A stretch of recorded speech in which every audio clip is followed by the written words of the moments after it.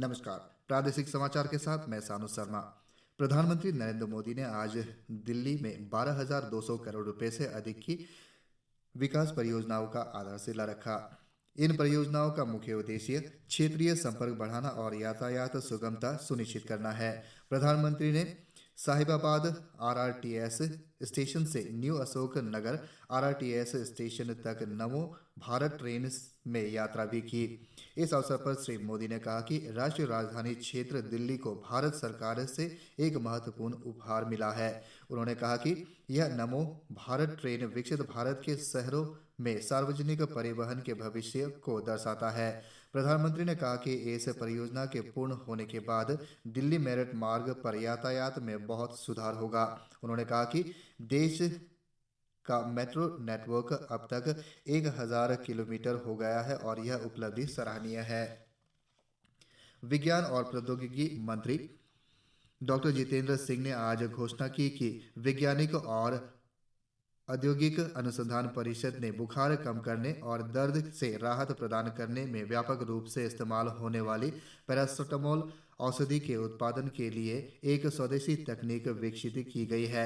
नई दिल्ली में वैज्ञानिक और औद्योगिक अनुसंधान विभाग के स्थापना दिवस के संबोधन में श्री सिंह ने कहा कि इस नवाचार का उद्देश्य ऐसे औषधि को बनाने के लिए आयातित तत्वों पर निर्भरता कम करने और पैरासिटामोल के विनिर्माण में भारत को आत्मनिर्भर बनाना है।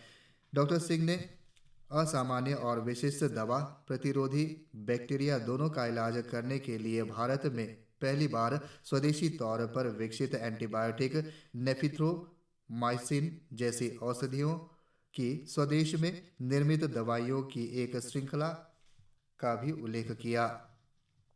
इलेक्ट्रॉनिक और सूचना प्रौद्योगिकी मंत्रालय द्वारा जारी डिजिटल निजी डेटा संरक्षण नियमों के मसौदे का उद्देश्य नागरिकों के निजी डेटा की सुरक्षा के अधिकारों की रक्षा करना है।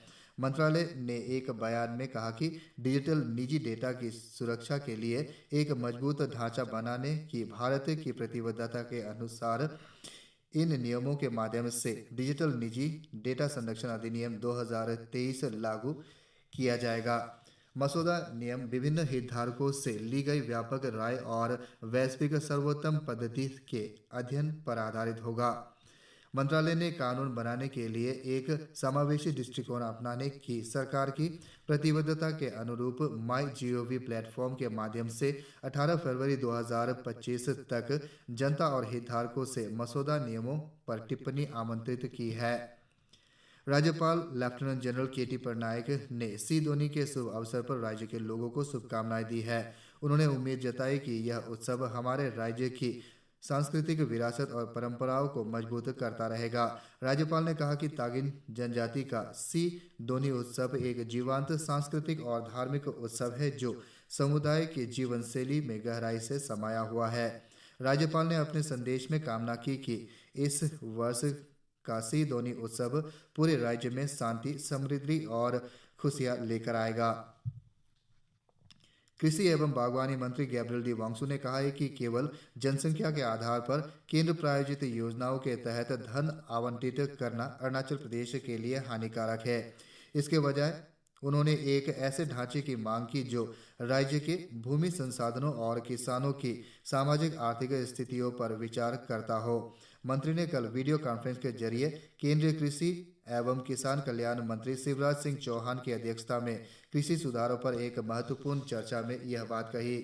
मंत्री ने राज्य की अनूठी कृषि जरूरतों के लिए एक व्यापक मामला पेश किया और अरुणाचल प्रदेश की विशिष्ट चुनौतियों और अवसरों पर बात की। कृषि क्षेत्र में सतत कृषि विकास को बढ़ावा देने के लिए सुधारों का प्रस्ताव रखा। उन्होंने CSS के तहत मौजूदा फंडिंग संवितरण मॉडल में बदलाव का आह्वान किया। उन्होंने कहा अरुणाचल प्रदेश जैसे भौगोलिक रूप से चुनौतीपूर्ण राज्य के लिए 4 किस्तों में धन जारी करना अव्यावहारिक है। ईटानगर के C2 सेक्टर में यागामसो नदी पर कल सफाई अभियान चलाकर 12.96 टन कचरा हटाया गया। Youth mission for clean river द्वारा राजधानी पुलिस के सहयोग से अपनी पुलिस आजीन पहल के तहत आयोजित इस कार्यक्रम में कॉलोनी कल्याण समिति के सदस्य, वार्ड नंबर 10 के आईएमसी पार्षद, वार्ड सदस्य और महिला पुलिस कर्मियों की एक बड़ी टुकड़ी ने हिस्सा लिया। इसी के साथ यह समाचार बुलेटिन समाप्त हुआ। नमस्कार।